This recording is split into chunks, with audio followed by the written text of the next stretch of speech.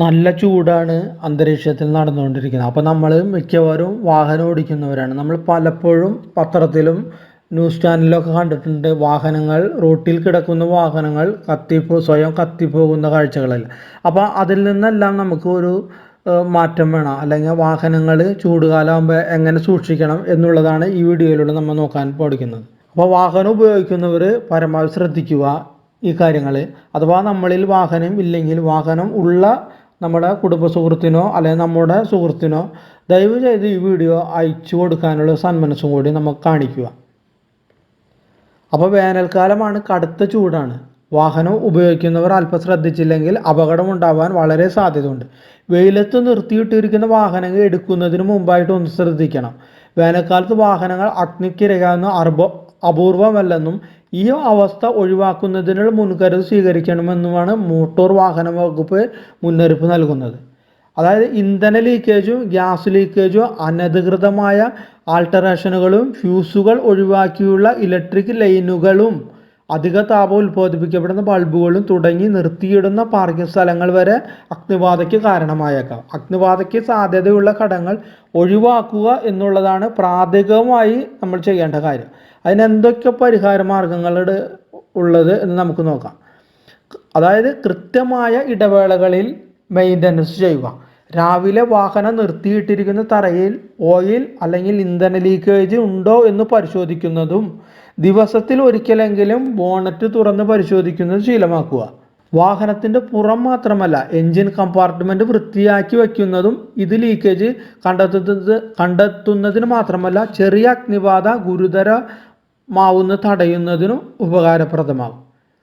കൃത്യമായ ഇടവേളകളിൽ ഗ്യാസ് ലൈനുകളിൽ പരിശോധന നടത്തുകയും ഗ്യാസ് ലീക്ക് ഉണ്ടോ എന്ന് ഇടയ്ക്കിടെ പരിശോധിക്കുകയും ഗ്യാസിൻ്റെ മണം അനുഭവപ്പെട്ടാൽ സർവീസ് സെൻറ്ററിൽ കാണിച്ച് റിപ്പയർ ചെയ്യുകയും ചെയ്യുക. വാഹന നിർമ്മാതാക്കൾ നിഷ്കർഷിച്ചിട്ടുള്ളതും നിയമവിധേയവുമായതുമായ പാർട്സുകൾ ഉപയോഗിക്കുന്നതും അനാവശ്യമായ ആൾട്ടറേഷൻസ് ഒഴിവാക്കുകയും ചെയ്യുക. ഇന്ധനക്കുഴലുകളും വയറുകളും കൃത്യമായി ക്ലിപ്പ് ചെയ്ത് ഉറപ്പിക്കണം. പാനൽ ബോർഡ്, വാണിംഗ് ലാമ്പുകൾ, മീറ്ററുകൾ സദാ നിരീക്ഷിക്കുകയും കൃത്യമായ ഇടവേളകളിൽ കൂളൻറ്റും എഞ്ചിൻ ഓയിലും മാറ്റുകയും ചെയ്യുക. വലിയ വാഹനങ്ങളിൽ പ്രൊപ്പലർ ഷാഫ്റ്റിന് ഇരുമ്പ് ബ്രാക്കറ്റുകൾ ഘടിപ്പിക്കണം. കന്നാസിലും ബോട്ടിലുകളിലും മറ്റും ഇന്ധനം വാങ്ങി സൂക്ഷിക്കുന്നതും കൊണ്ടുപോകുന്നതും കർശനമായി ഒഴിവാക്കുക.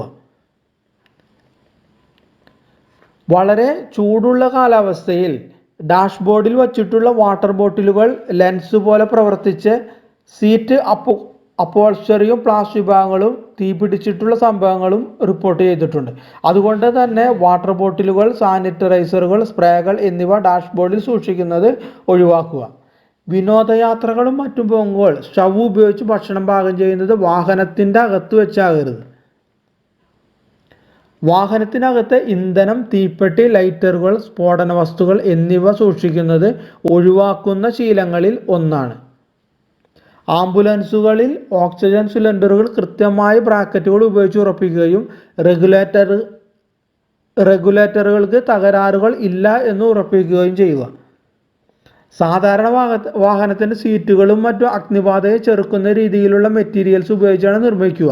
എന്നാൽ പെട്ടെന്ന് തീ ആളി പടർന്നുന്ന റെക്സിൻ കവറുകളും പോളിസ്റ്റർ തുണി കവറുകളും അഗ്നി ആളി പിടിക്കുന്ന കാരണമാകും എന്നതിനാൽ തന്നെ ഒഴിവാക്കേണ്ടതാണ്. കൂട്ടിയിടയിൽ അഗ്നിബാധയിലേക്ക് നയിക്കാം എന്നതിനാൽ തന്നെ സുരക്ഷിതമായും ഡിഫെൻസീവ് ഡ്രൈവിംഗ് രീതികൾ അനുവർത്തിച്ചുകൊണ്ടും വാഹനങ്ങൾ നല്ല രീതിയിൽ ഓടിക്കുക. എല്ലാ വാഹനങ്ങളിലും ചെറിയ ഫയർ എക്സ്റ്റിങ്ക്വിഷർ പെട്ടെന്ന് ഉപയോഗിക്കാൻ പറ്റുന്ന രീതിയിൽ സൂക്ഷിക്കുക. വാഹനങ്ങൾ നിർത്തിയിടുമ്പോൾ ഉണങ്ങിയ ഇലകളോ പ്ലാസ്റ്റിക്കോ മറ്റ് അഗ്നിബാധയ്ക്ക് സാധ്യതയുള്ള ഏതോ ആയ സ്ഥലങ്ങളോ ഒഴിവാക്കുക. അപ്പോൾ ഇത്രയുമാണ് വാഹനം ഉപയോഗിക്കുന്നവർ ശ്രദ്ധിക്കേണ്ട കാര്യങ്ങൾ. അപ്പോൾ ഈ പറഞ്ഞ കാര്യങ്ങളൊക്കെ ശ്രദ്ധിക്കുക, വാഹനം സുരക്ഷിതമായി ഉപയോഗിക്കുക. അപ്പോൾ ഈ ചെറിയ അറിവ് നിങ്ങൾക്ക് വാഹനമില്ല, അല്ലെങ്കിൽ നമ്മളെ ഫാമിലി ഫ്രണ്ട്സിനൊക്കെ വാഹനം ഉണ്ടെങ്കിൽ അവർക്കും കൂടി ഒന്ന് ഷെയർ ചെയ്ത് കഴിഞ്ഞാൽ വളരെയധികം ഉപകാരം ആയിരിക്കും അവർക്ക്. അപ്പോൾ വീഡിയോ കണ്ട എല്ലാവർക്കും നന്ദി, നമസ്കാരം.